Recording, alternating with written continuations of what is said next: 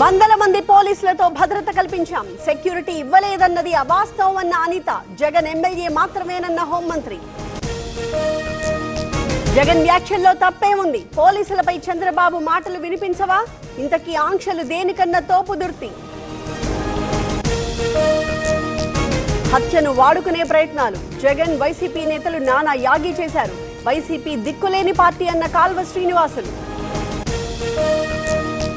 తల్లి మీద ప్రమాణం చేస్తున్నా ఏనాడు ఆస్తి కోసం కొట్లాడలేదు, తానంటే విష్ణుకి కుళ్ళు అన్న మనోజ్. అమరావతిలో సీఎం ఇంటి నిర్మాణం, భూమి పూజ చేసిన చంద్రబాబు, హాజరైన రైతులు, పార్టీ నేతలు. షాద్ నగర్ లో కాంగ్రెస్ నిరసన, గ్యాస్ ధరల పెంపుపై ఆగ్రహం, ప్రధాని మోదీ దిష్టిబొమ్మ దహనం. నిర్మల్ జిల్లాలో రైతుల నిరసన. ఏమండి, ఇప్పటి నుంచి నాకు ఇంటి పనిలో కొంచెం ఎక్కువ హెల్ప్ చేయండి. ఎందుకు? నీకు జాబ్ దొరికిందా? నాకు నేనే బాస్ అవ్వాలనుకుంటున్నా. ఎలా? బాస్ వాలా బీ ద బాస్. సాగునీటి కోసం రోడ్డెక్కిన రైతులు. సదర్ మార్ట్ కెనాల్ దగ్గర ద్వారా నీళ్లివ్వాలని డిమాండ్. ఢిల్లీలో రేవంత్ పనైపోయింది, సీఎం ధర్నాకు రాహుల్ రాలేదు, మాజీ మంత్రి హరీష్ రావు ఆరోపణలు.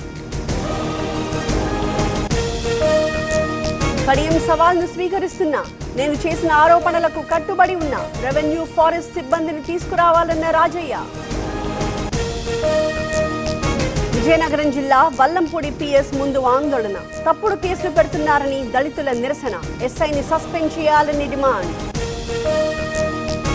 పార్టీ రథసారథిగా లోకేష్ ను నియమించాలి, యువగళం పాదయాత్రతోనే పార్టీ అధికారంలోకి వచ్చింది, పిఠాపురం మాజీ ఎమ్మెల్యే వర్మ కీలక వ్యాఖ్యలు.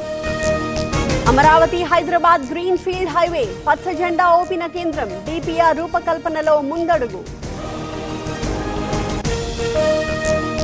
విజయనగరం జెడ్పీ మీటింగ్ లో రసాభాస, పెన్షన్లపై వాడి వేడి చర్చ, మంత్రి కొండపల్లి చైర్మన్ మధ్య వాగ్వాదం.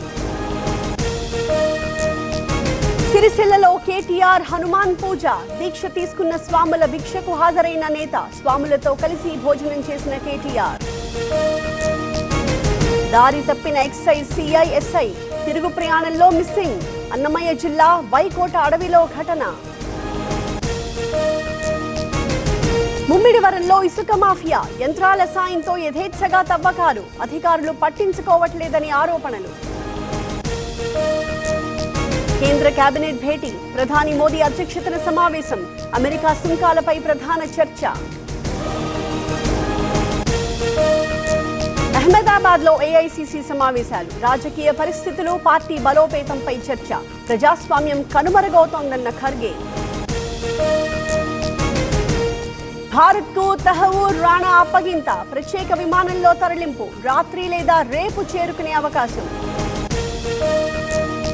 ఉత్తరాదిన పెరిగిన ఎండల తీవ్రత, 42 డిగ్రీల ఉష్ణోగ్రత నమోదు, భయపెడుతున్న వడగాలులు.